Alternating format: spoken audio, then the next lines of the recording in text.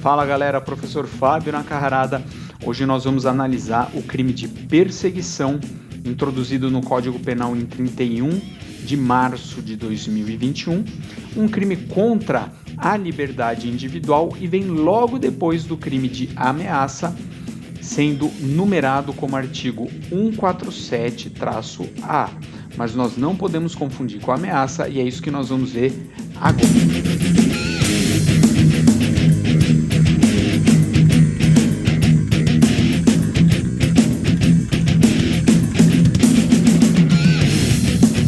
Presta bem atenção. Este crime foi introduzido pela Lei 14.132 de 2021, promulgada com plena vigência a partir de 31/3 de 2021. Perseguição é a rubrica, é o nome deste novo crime, do inglês stalking. Então vamos analisar o tipo penal. Perseguir alguém reiteradamente e por qualquer meio ameaçando-lhe a integridade física ou psicológica, restringindo-lhe a capacidade de locomoção ou, de qualquer forma, invadindo ou perturbando sua esfera de liberdade ou de privacidade. Então, veja que este tipo penal ele pune aquelas condutas de pessoas que perseguem, que exageram na invasão de privacidade de outras, de modo indesejado, a ponto de a vítima sentir-se constrangida de sair de casa ou passar a ser observada nos seus espaços de privacidade. Este crime é muito comum com celebridades e repórteres, fotógrafos, que querem buscar notícia, que querem tirar fotos da pessoa na sua casa, na sua piscina. Esse é um crime que ex-namorados podem cometer, seguindo a pessoa, não se conformando com o término do relacionamento, que antigamente você precisava esperar que aquilo se transformasse num crime de ameaça ou de constrangimento ilegal, e hoje não. Já existe uma tipificação adequada para punir esses perseguidores. Vamos analisar então item por item? Olha só, perseguir alguém reiteradamente. Trata-se, gente, de um crime habitual, exige provas de que a perseguição é contínua e sistemática. Então não basta um dia apenas o agente fazer uma vigília na frente da casa da pessoa, na frente do trabalho da pessoa, o agente fazer um acompanhamento de longe, aproximando-se dessa pessoa. Isso tem que ser reiterado, sistemático. Uma semana a pessoa percebendo esse movimento do agente. E o inquérito policial ele deve buscar provas disso. Como? Por meio de testemunhos, o depoimento da própria vítima, câmeras de vídeo monitoramento mostrando no dia 1 ele estava lá na frente da casa dela, no dia 2 novamente, no dia 3 ele estava no trabalho dela, aguardando que ela chegasse, e isso vai incomodando a pessoa de uma maneira que ela evita sair de casa, restringindo a sua capacidade de locomoção, por exemplo. Então vamos analisar o outro ponto: perseguir alguém reiteradamente e por qualquer meio. Essa perseguição pode ser física ou virtual. Virtual como? Por meio de redes sociais, câmeras de vigilância, o indivíduo instala câmeras para seguir a pessoa durante o itinerário. O indivíduo ele fica montando perfis falsos ao ser bloqueado pela vítima, ele monta um novo perfil para conseguir persegui-la virtualmente. Então pode ser tanto física quanto virtualmente, essa perseguição. Ameaçando-lhe a integridade física ou psicológica. Então aqui, gente, o que o tipo penal quer dizer? Diferente do crime de ameaça que se consuma com prenúncio de um mal injusto e grave de uma forma genérica, o crime de perseguição ele especifica esse mal contra a integridade física ou psicológica da vítima, por meio da invasividade, por meio da perturbação, fazendo com que ela tenha receio de executar sua rotina normal. A vítima passa a pensar duas vezes antes de executar sua regular rotina. Se ela gostava de fazer uma corridinha aos sábados, aos domingos, ela já vai pensar duas vezes, vai querer fazer numa esteira, dentro lá da casa dela, vai tolhendo a liberdade, a autodeterminação da pessoa. E ainda, esse crime pode acontecer de duas maneiras, ou restringindo a capacidade de locomoção, ou então invadindo ou perturbando sua esfera de liberdade ou privacidade. Então, olha só, quando o tipo penal diz restringindo a capacidade de locomoção, né, é uma restrição, não é da liberdade física da vítima, que é protegida pelo crime de sequestro e cárcere privado. Então, o que é essa restrição na capacidade de locomoção? A proteção dirige-se à capacidade de locomoção em que a perseguição gera temor à vítima para sair de sua casa, para frequentar os locais que costuma, para deslocar-se ao trabalho, para ver amigos, para ver parentes. Então, não é um contato corpóreo que o agente tem, né, que o perseguidor tem com a vítima, de sequestrá-la e mantê-la em cárcere privado. É uma tensão psicológica que ele estabelece e a pessoa fica pensando duas vezes antes de sair de casa, antes de retomar a sua rotina normal. Para a vítima, a perseguição gerada pela interferência em sua capacidade de locomoção significa uma preocupação constante ao sair dos seus espaços privados, onde ela tem segurança, a casa dela, por exemplo, para frequentar espaços públicos, ruas, praças, lazer e assim por diante, o trabalho e assim por diante.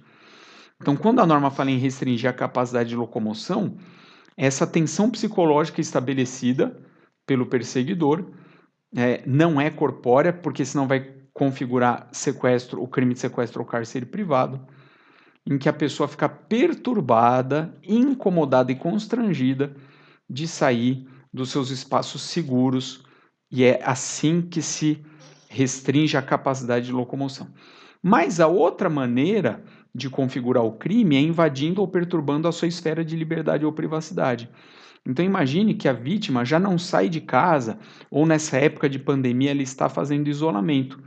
Então, como ela não consegue ser perseguida em espaços públicos, em via pública, o indivíduo a persegue dentro do seu espaço de segurança, que aqui é o segundo modo de acontecer esse delito, né?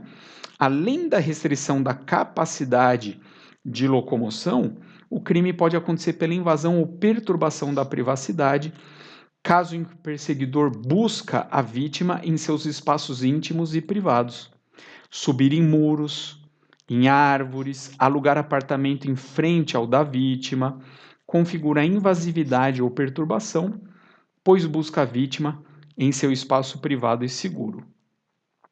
Agora, é diferente montar vigília em frente à casa da vítima, seguir seus passos, porque isso atinge a capacidade de locomoção, porque interfere no acesso a espaços públicos. Então, o crime ele pode acontecer dessas duas maneiras: ou interferindo na capacidade de locomoção da vítima, que vai passar a evitar, por causa da perseguição, o acesso às vias públicas, espaços públicos, ou então, se ela fica quietinha em casa, na casa de parentes, de amigos ou no trabalho dela, o indivíduo vai buscá-la nesses espaços onde ela passa a sofrer insegurança, interferência e constrangimento. Agora, olha só que interessante. O parágrafo 2º desse artigo diz: as penas são aplicáveis sem prejuízo das correspondentes à violência. Então, caso haja um contato corpóreo, uma lesão leve, grave, gravíssima, vão se somar. Então, este crime de perseguição não é subsidiário, ele é um crime autônomo, que vai se somar a eventuais violências que a vítima possa sofrer. Então, olha só, havendo lesão corporal, por exemplo, o crime de perseguição não será absorvido pela lesão corporal e vice-versa. Haverá, na verdade, gente, um concurso material de crimes, porque são bens jurídicos diferentes, né? Integridade física na lesão e liberdade individual na perseguição. Então, nós teremos duas condutas que vão gerar dois resultados, somam-se as penas, concurso material, que é o ataque à liberdade e à integridade física, bens jurídicos ofendidos, bens jurídicos autônomos, somar-se-ão as penas. Sujeito ativo pode ser qualquer pessoa, né? Qualquer pessoa pode ser o perseguidor, pois o tipo penal não exige uma qualidade especial do agente. E sendo ex-namorado, ex-marido, parentes, poderão ser aplicadas as medidas processuais da Lei Maria da Penha, como afastamento, proibição de aproximar-se por determinada distância, proibição de frequentar determinados locais e assim por diante. Trata-se de crime formal e de perigo, consumando-se com a caracterização da perseguição habitual, independente da vítima sentir-se ameaçada. Sobrevindo este temor, haverá o exaurimento do delito. E obviamente que tem algumas causas qualificadoras, não é? E antes de vê-las, vamos lembrar que esse crime somente se procede mediante representação, ação pública condicionada à representação. Então, olha só os aumentos de pena. A pena é aumentada de metade se o crime de perseguição é cometido contra criança, contra adolescente, e aí vamos lembrar, Estatuto da Criança e do Adolescente, artigo 2º, considera-se criança, para os efeitos desta lei, a pessoa de até 12 anos incompletos e adolescente aquela entre 12 e 18 anos de idade. Então, a pessoa, quando completa 12 anos, já é adolescente e até 12 anos incompletos considera-se criança.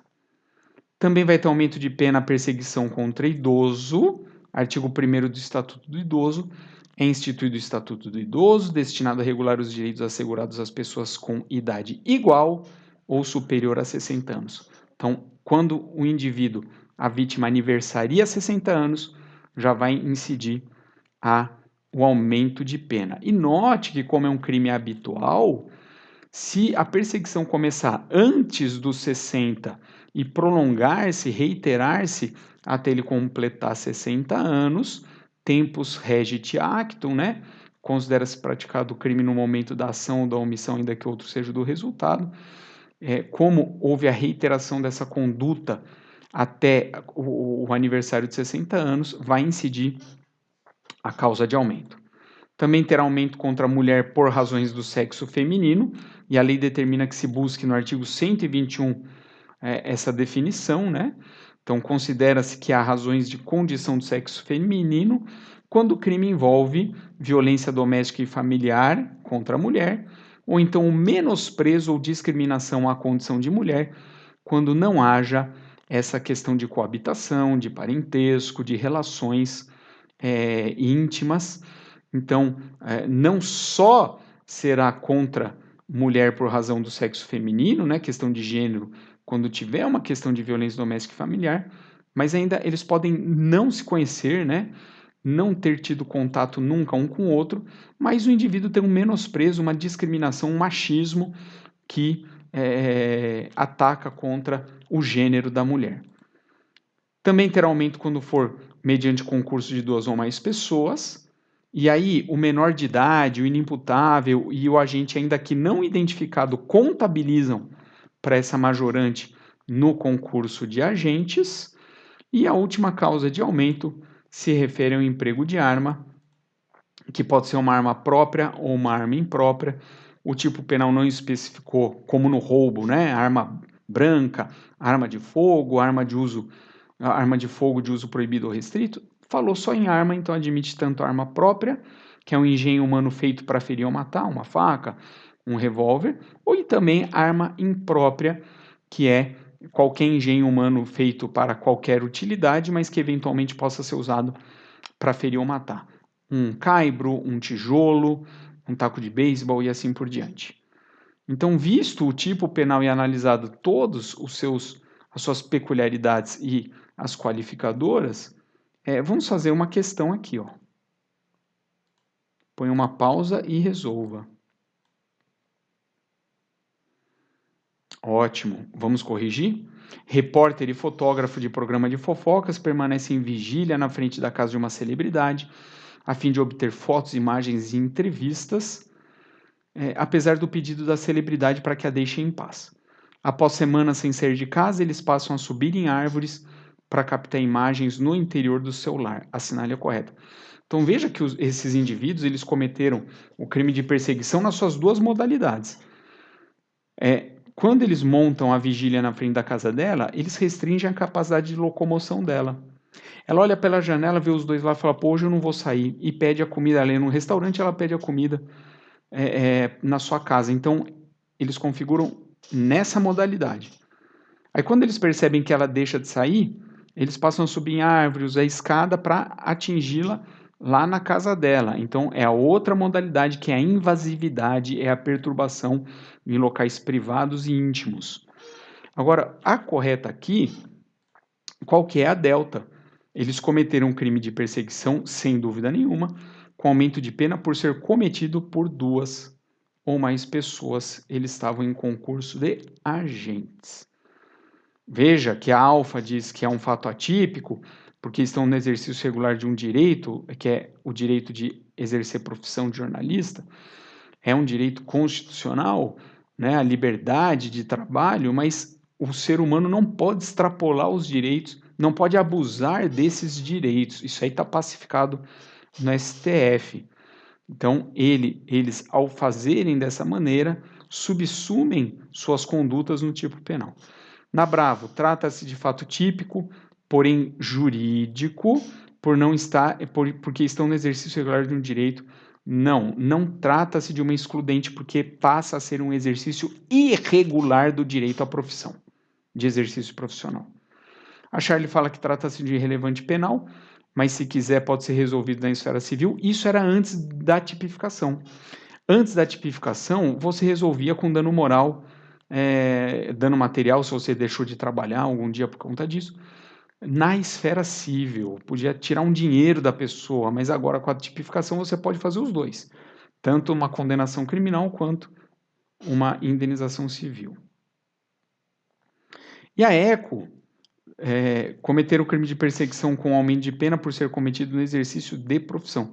Até poderia ter sido, né, previsto pelo legislador, mas não foi, né, a perseguição por conta de profissão, no caso de jornalistas, mas é algo que, como pode confundir, eu coloquei aqui na questão, não foi previsto como um tipo de aumento de pena, e como não há crime sem lei anterior que o defina, não pode ser utilizado.